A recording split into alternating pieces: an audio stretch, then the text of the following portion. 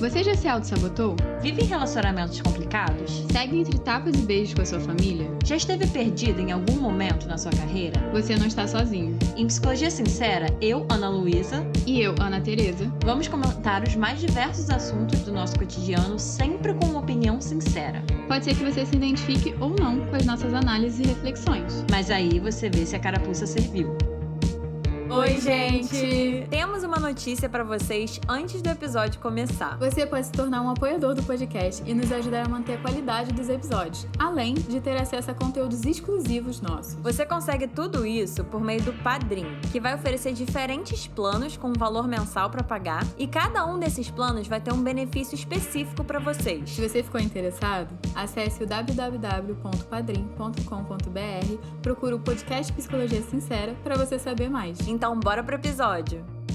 Olá, gente! Bem-vindos a mais um episódio de Psicologia Sincera. E hoje a gente vai fazer aquele quadro que vocês adoram, que vocês mandam histórias pra gente e a gente comenta de forma sincera sobre eles, tenta dar dica, tenta dar orientação, dentro do que as histórias permitem, porque obviamente a gente só tem um recorte do que acontece na vida da pessoa. E é muito importante falar que esse quadro, que vocês mandam uma história, ele é muito focado na anonimidade. O que isso significa? Se tiver um nome na história, a gente muda. Se ficar muito evidente que alguém, ou se a pessoa não se sentir confortável de dar muitas informações, a gente também não força, ou a gente muda um pouco a história. O importante é que as pessoas não sejam reconhecidas e seja um quadro para tentar ajudar realmente quem manda as histórias. E a gente recebe história de muitas pessoas, de muitos tópicos diferentes, de muitos assuntos diferentes. Então, o que a gente faz? A gente junta histórias que têm uma temática parecida para a gente conseguir falar o máximo possível sobre um determinado assunto, usando as histórias como exemplo. Então, se você tem uma história que você queira contar pra gente e queira saber a nossa opinião, queira saber o que a gente tem a dizer, você pode enviar para o nosso e-mail, que é o podcastpsicologiasincera@gmail.com,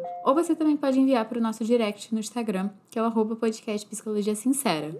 E o tema do episódio de hoje vai ser sobre educação sexual. A gente recebeu 2 histórias de 2 ouvintes tratando desse tema da sexualidade e a gente quis frisar muito assim quão importante a gente ter informações sobre a sexualidade, o que é violência sexual, o que não é, pra gente poder se proteger. Então a gente vai usar essas histórias para comentar um pouco sobre isso. E a Ana Luísa vai ler a primeira história. Gente, só para avisar para vocês que essas histórias elas contêm informações sobre estupro, abuso sexual. Então, se esse é um tema gatilho para vocês, acho importante antes de eu ler a história comunicar isso para vocês, tá bom? Aviso de gatilho então de abuso sexual. E vamos lá para a história. Oi, gente. Tava ouvindo um podcast de vocês sobre família e me deu uma vontade de contar minha história. Acho que seria uma boa para iniciar um gancho sobre educação sexual. Tenho 20 anos, sou estudante de psicologia e amo. Então, eu tinha uma relação muito boa com meu avô. A gente era muito próximo, amigos. Eu adorava escutar histórias dele. Ficava conversando. Ele sempre foi muito divertido e engraçado. Com o tempo que eu fui ficando mais velha e ele passou a comentar sobre o meu corpo, falar que tinha engordado, encorpado e que eu estava muito bonita. A primeira vez que ele falou, eu não me incomodei. Achei que seria algo só daquela vez. Mas passou a ser constante. Sempre que ele me via, ele ficava comentando, falando coisas assim, e passou a me incomodar muito. No Dia das Mães, a família reunida, todo mundo tirando foto, eu e meu avô nos abraçamos de lado para tirar uma foto. Quando fomos nos afastar, ele passou a mão em mim, nas minhas costas e no meu bumbum. Cara, eu fiquei totalmente sem reação, não sabia o que falar, o que fazer, me senti mal, invadida e envergonhada. Só almocei bem rápido e fui embora sem falar com ninguém. Passei vários dias sem ir na casa do meu avô e agora sempre que eu vejo ele, não dou nenhum espaço mais. Não dou conversa, não puxo assunto, nada. E me sinto muito mal porque eu não consigo mais ver ele sem lembrar de tudo que aconteceu. Eu não contei pra ninguém da família porque iriam dizer, com certeza, que foi sem querer que ele passou a mão em mim. Não queria dizer também pra nenhum amigo para que não condenassem meu avô, conhecendo só esse fato específico que aconteceu. Enfim, mas eu contei na terapia e chorei muito. Recentemente, eu estava arrumando o cabelo da minha priminha de 9 anos e ela me disse: "O vovô é tão pervertido que..." Na hora, meu coração acelerou. Fiquei nervosa. De início, achei que ela não soubesse o que a palavra pervertido significava e tinha só se confundido. Mas aí ela me contou tudo. Disse que estava tomando banho de mangueira no quintal e tinha tirado a roupa e que nosso avô pegou uma cadeira e colocou bem no rumo dela e ficou olhando.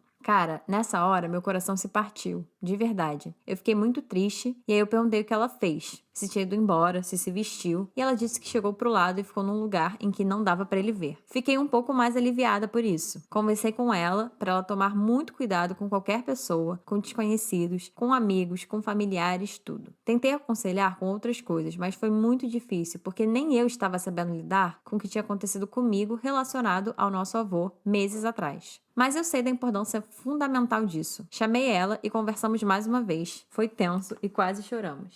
Depois que ela foi embora, depois da conversa, eu chorei acho que quase uma meia hora seguida. Choro mesmo, não foram só umas lagrimazinhas escorrendo, não. Eu nunca fui de romantizar família, do tipo de pessoa que acha que tem que amar acima de tudo. Jamais. E agora, mais que nunca, deixo aqui minha mensagem também sobre como educação sexual é fundamental. Graças a Deus que a minha priminha sabia que nosso avô ficar olhando para ela tomando banho era errado. O que mais me magoa é por ser uma pessoa da família. Se alguém numa festa, por exemplo, tivesse passado a mão em mim, também seria horrível. Mas uma pessoa da família magoa e fere 1 milhão de vezes mais. Mas eu sei que, infelizmente, é o que mais acontece, porque são pessoas que têm a vantagem de já serem próximos da gente. São da família. Muito obrigada, é bom escrever isso. Espero que essa história triste, pelo menos, renda um bom podcast e ajude outras pessoas. Adoro o podcast de vocês. Um beijo, até mais. Ai, vontade de dar um abraço nessa ouvinte, né? Ai, com certeza. Quando ela falou que ela chorou muito por estar passando por isso, meu coração foi apertando, porque é uma situação horrível de se passar mesmo. Principalmente porque você falou que é uma pessoa da família e era o seu avô, que você tinha todo o carinho do mundo por ele. Você falou que gostava de ouvir ele contando histórias, ficar conversando, sempre achou ele aquele vozão, né? Avô coruja. E é muito difícil quando a imagem que a gente tem de uma pessoa que é tão querida se desfaz. Eu sinto até que é como se fosse parte de um luto mesmo, de aquela pessoa que você conheceu não existe mais. E você tá passando pelo processo de agora reconhecer o seu avô. Sim. Porque você falou, né, dele com a sua priminha, me veio até agora, assim, a cabeça, que a gente não sabe como ele era com você quando você era criança. Talvez alguma coisa acontecesse e você não tinha muita noção. Não sei como realmente era. Talvez seu avô não tivesse esse tipo de atitude com você. A gente não sabe. Mas eu acho super importante a gente se questionar também, porque quando a gente é criança, a gente tem uma visão de mundo e uma memória de criança. Uhum. É, né? E acho que essa história, mais uma vez, como a gente sempre traz no podcast, é ótima pra gente falar sobre desromantizar a família, gente. Eu sei que a gente fala isso o tempo todo no podcast, pode até ficar repetitivo, mas é muito importante da gente bater nessa tecla, porque eu não aguento esse discurso que eu vejo, né, de muitas pessoas que falam, assim, a família como esse lugar sagrado, né, que é o lugar de apoio, é o lugar em que tudo é lindo, existem problemas, mas é família acima de tudo, né? E, gente, não é tão simples assim, porque as pessoas da nossa família também são pessoas passíveis de erros, e erros, às vezes, imperdoáveis, né? Dependendo, e aí isso vai ser muito de cada um. Então, é muito importante a gente ter isso em mente. É a nossa família, mas são pessoas, e independente do que for, né? A gente tem em mente que a gente tem que ter uma atitude de se preservar e se proteger, independente de quem que a gente está falando, né? E se isso significa cortar uma pessoa que é da família, da sua vida, que seja, independente de ser família, a sua segurança mesmo, né? E integridade, assim, física, emocional, tem que vir em primeiro lugar. E uma coisa que você falou, Ana Tereza, eu fiquei pensando assim, e já vou até antes fazer um aviso, que eu não tô falando isso pra passar pano pra violência, né, que seu avô fez com você e com a sua prima. Mas eu fiquei pensando no quanto que realmente deve ser confuso, e talvez numa terapia, né, na sua terapia que você falou que tá fazendo, não sei se é algo que você trabalhou, mas eu trabalharia justamente desses sentimentos difusos e confusos que podem existir perante uma pessoa, né? Uma pessoa da sua família que você tinha ou tem, talvez, um amor muito forte e que, ao mesmo tempo, é capaz de fazer alguma coisa como essa, né? E eu fiquei pensando muito no quanto que realmente é um processo muito difícil, tá, gente? A gente tende a colocar as pessoas em caixinhas, em herói, vilão, bom, mal, certo, errado. E, mais uma vez, eu não tô falando isso pra relativizar a ação do seu avô. Eu acho que a ação em si é isso, né? É um abuso, é uma violência, e isso não deve ser questionado em momento algum. Eu tô querendo trazer o quanto que muitas vezes é confuso mesmo pra pessoa que vivencia esse tipo de violência, principalmente uma pessoa querida, ter que lidar com esses diferentes sentimentos, né? de que ele pode ter coisas boas e ao mesmo tempo ter atitudes deploráveis. Eu acho que existe muito um estereotipo que a gente criou na nossa cabeça sobre quem são os abusadores, né? Quem são as pessoas que abusam de menores, abusam de outras mulheres, no caso. É sempre uma pessoa externa, nunca é alguém da família. E a gente sabe que a maior parte dos abusos sexuais que ocorrem são feitos pela família, são feitos por familiares ou amigos da família, tem que ser alguém próximo. Porque por ser alguém próximo, é alguém de confiança, é alguém que você não espera, é alguém que você não vai ficar monitorando se vai acontecer alguma coisa ou não. E muitas vezes a criança já confia. Eu achei muito bom que você soube acolher o seu desconforto. Porque você mesmo já dizia, né? Que você já se sentia desconfortável quando seu avô falava que você estava bonita, falava do seu corpo. E no momento que ele tocou em áreas que ele não tinha permissão de tocar e você se sentiu mal, você respeitou isso. Porque a gente também vê muito em outras pessoas que talvez não entendam muito bem o que é um abuso, o que é um assédio, de relativizar. Ah, mas eu acho que não foi muito bem isso não. Ah, mas, sei lá, ele é meu avô, ele pode estar demente. Tem gente até que pode chegar a esse ponto. Então eu achei muito bom que você acolheu o que você estava sentindo e você realmente parou pra refletir, tipo, olha, isso daqui não tá legal, isso daqui tá me fazendo sentir mal. E eu não vou passar por cima disso. Que também já mostra que você já tem um grau de educação sexual. Porque muitas pessoas podem relativizar isso e é muito pior quando vai pra terceiros mesmos de fora, porque torna mais relativo ainda isso. Com certeza. E eu acho que é muito bom porque ela demonstrou tanto um grau de educação sexual quanto de saúde mesmo, né? Porque eu fiquei pensando assim, eu entendo você não ter falado, sempre é uma palavra forte, mas no geral acho que é importante a gente poder falar pras pessoas o que acontece com a gente quando a gente vivencia uma situação de abuso, mesmo, mas eu entendo que é muito delicado, principalmente quando a gente sabe que, num geral, as pessoas relativizam, questionam, julgam, isso tudo. Então, eu entendo o fato de você não ter falado pros seus familiares e amigos, enfim, tudo isso por trás, né? Fico feliz que pelo menos você falou na sua terapia. Mas uma coisa que eu fiquei pensando é que, tudo bem, você não falou pras pessoas pelos motivos que for, e talvez, não sei se essas pessoas teriam te acolhido ou não tem como a gente prever o comportamento dos outros, mas você se acolheu. Isso é o mais importante, porque por mais que o acolhimento dos outros muitas vezes seja muito importante sim da gente ter, não dá pra fingir que todo mundo é autossuficiente e que não é importante se sentir acolhido por pessoas externas. O mais importante é a gente saber se acolher, e você já demonstrou isso, e isso é de uma saúde enorme, ouvinte. Então fico muito feliz que você tenha conseguido, por mais que eu imagino que não tenha sido fácil, né? E tenha muitas outras coisas difíceis dentro do que você vivenciou. Isso eu acho importante de pontuar. E isso que a Ana Luísa falou é muito importante sobre contar ou não contar. Porque muitas vezes quando a gente sofre um abuso e é de alguém da família, existem pessoas que podem não acreditar.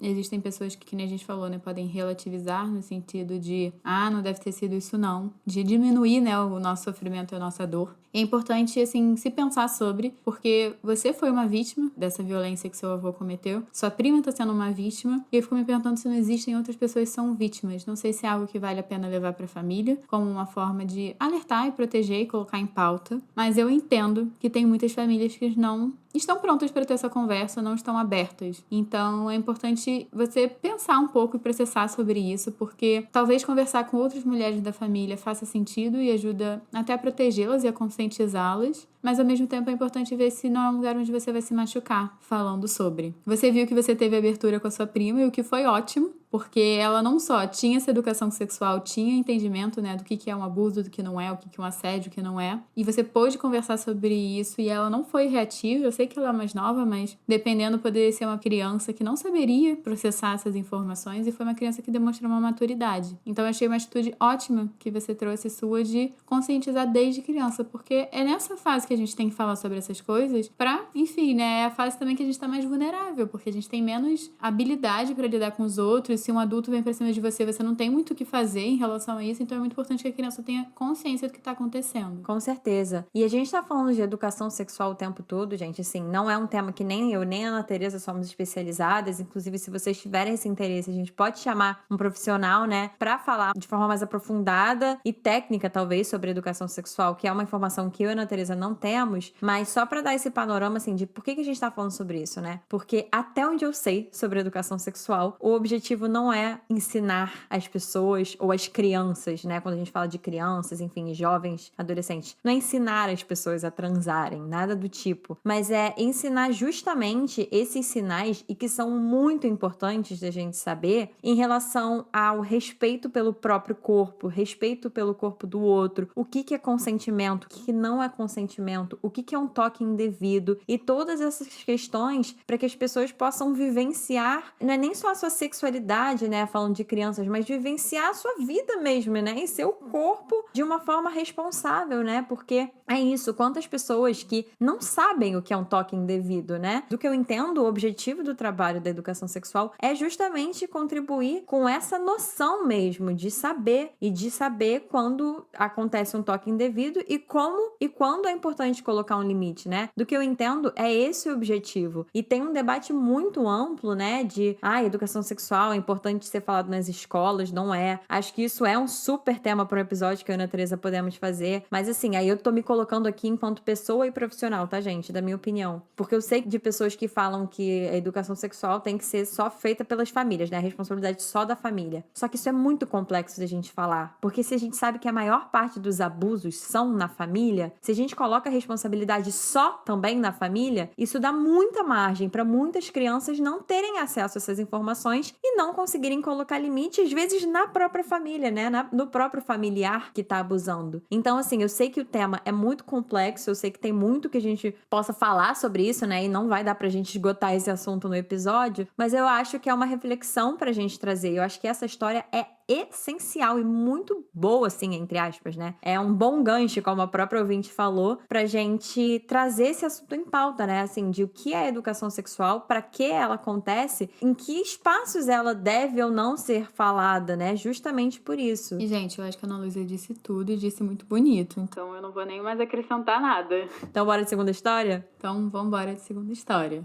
Quero contar minha história pra vocês. Eu tenho 15 anos e ontem terminei com meu namorado porque ele me estuprou. Não sei identificar muito bem o estupro, mas estávamos nos beijando e ele colocou o dedo em mim e eu pedi para ele parar. Depois ele colocou o pênis em mim e eu implorei para ele parar e ele não parou. A gente já conversou várias vezes sobre isso e não é a primeira vez que isso acontece. Depois do ocorrido, comecei a chorar, fiquei brava e ele tentou me acalmar e não conseguiu. Quando eu me acalmei, ele começou a se explicar e quando eu disse para ele que não o amava, ele começou a ter uma crise de ansiedade. Eu ajudei ele, acalmei ele e até abracei ele, mesmo ele não merecendo nada disso. Acho que seria bom vocês falarem sobre relacionamentos abusivos no podcast de vocês, como identificar e como conseguir se afastar de pessoas assim. Eu acho que seria útil, porque deve ter outras garotas passando pelo mesmo. E essa história realmente pesou pra mim. O que eu achei dessa ouvinte que mandou pra gente é que ela foi muito forte, muito corajosa. Sim. Porque muitas mulheres passam por muitos estupros e abusos ao longo da vida. Primeiro, não identificam ou identificam e sentem vergonha de compartilhar. Então, já foi um ato de coragem ela já contar pro nosso podcast, até no intuito de ajudar outras pessoas. Então, queria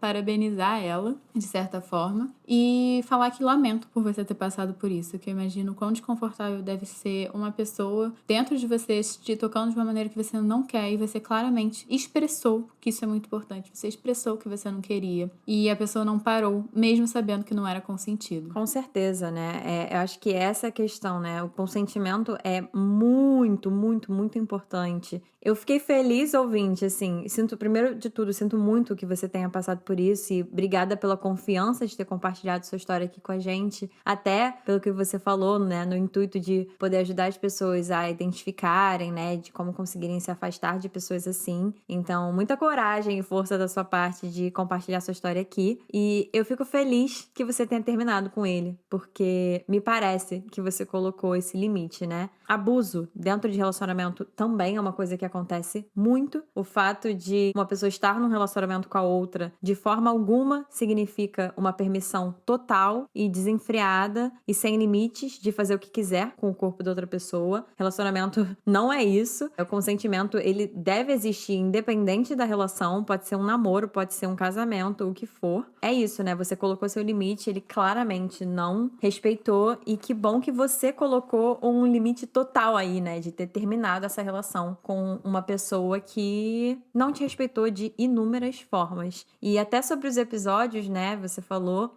do podcast, a gente tem 2 episódios, inclusive, pros ouvintes, pras ouvintes principalmente, né, que estão ouvindo. A gente tem um episódio chamado Você Não Está Sozinha e outro chamado Metemos a Colher, em que a gente fala especificamente sobre abuso, a gente fala sobre consentimento, assédio, enfim, questões do tipo, né? Então, para quem tiver interesse em ouvir um pouquinho mais, a gente fala sobre isso também nesses episódios. E isso que você falou do relacionamento, Ana Luísa, é super importante da gente dar uma ênfase nisso, que muitas vezes a gente acha que por a gente estar namorando alguém ou casado com alguém, tá tudo liberado. No sentido até de um jeito patriarcal, eu sinto que muitas mulheres é como se fosse o dever delas satisfazer sexualmente o marido. Porque afinal, né, se elas não fizerem isso, eles vão procurar na rua, como muita gente diz. E isso por si só já é um problema. Então, muitas vezes existem homens, enfim, vivemos numa sociedade machista, acharem que as mulheres têm que estar prontas para satisfazerem eles sexualmente.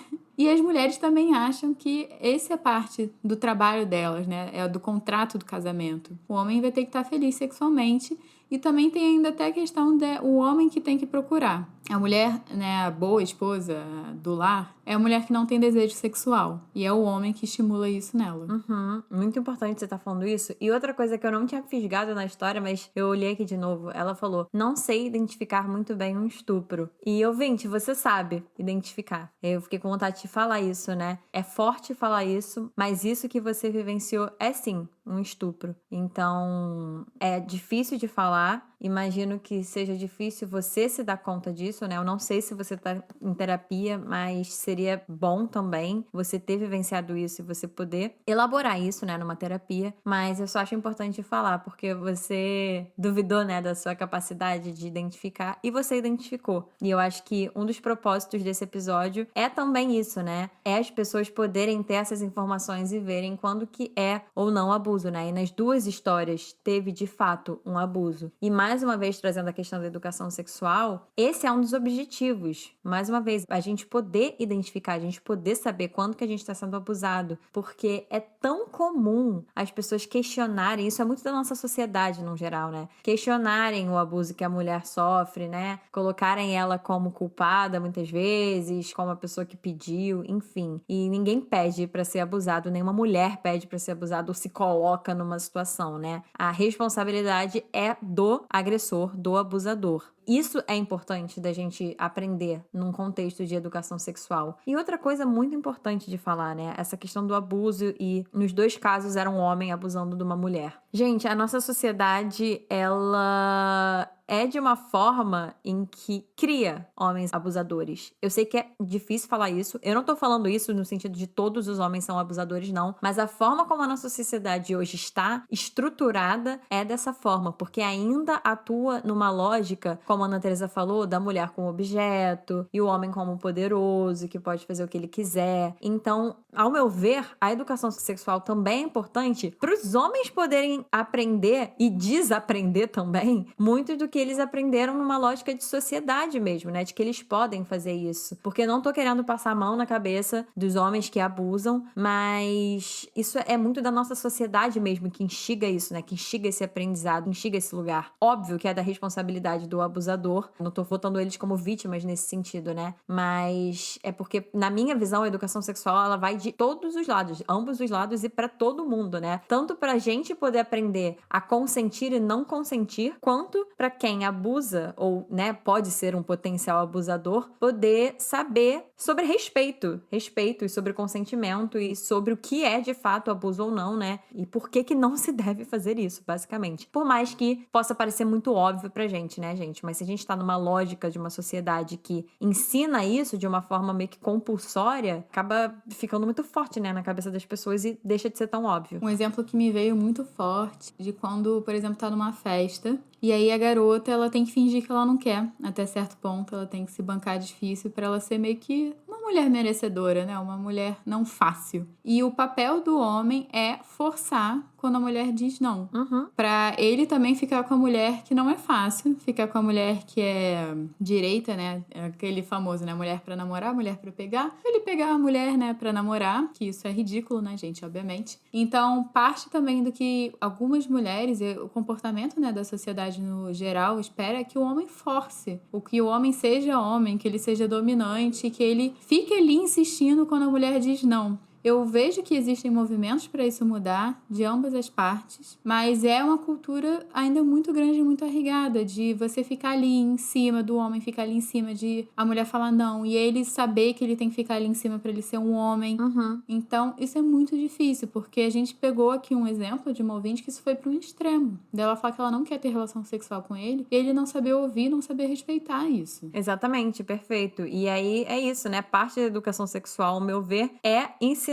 assim, não só para mulheres, né? Porque a gente sabe que abuso pode acontecer, enfim, para ambos os gêneros, mas para poder ensinar tanto as pessoas a colocarem seus limites, quanto ensinar também a respeitarem o limite dos outros, né? Como no caso, você soube colocar o seu limite, ouvinte, mas infelizmente o seu ex-namorado não soube respeitar. É muito, muito, muito importante que as pessoas saibam tanto colocar seus limites, quanto principalmente respeitar o limite do outro, né? E isso não te torna mais ou menos mulher, isso não torna o homem mais ou menos homem, isso só abre possibilidade para uma situação de uma vítima e de um agressor, né? E não gostaríamos que isso acontecesse.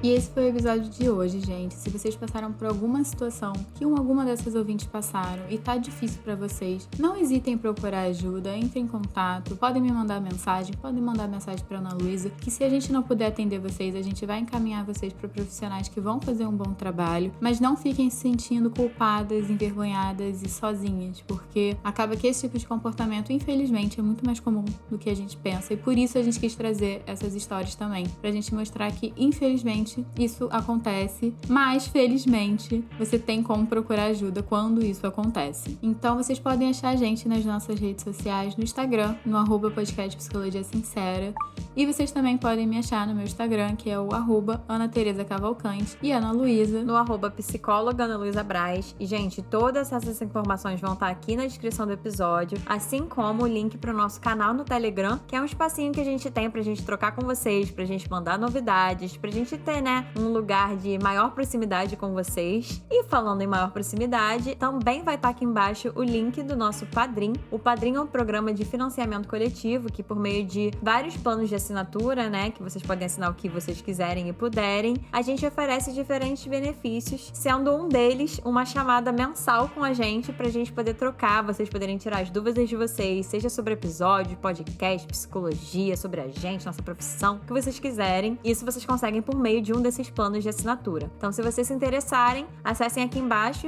o link, né, no www.padrim.com.br/podcast Psicologia Sincera, e a gente se vê na nossa chamada mensal, gente. E é isso, um beijo e até o próximo episódio.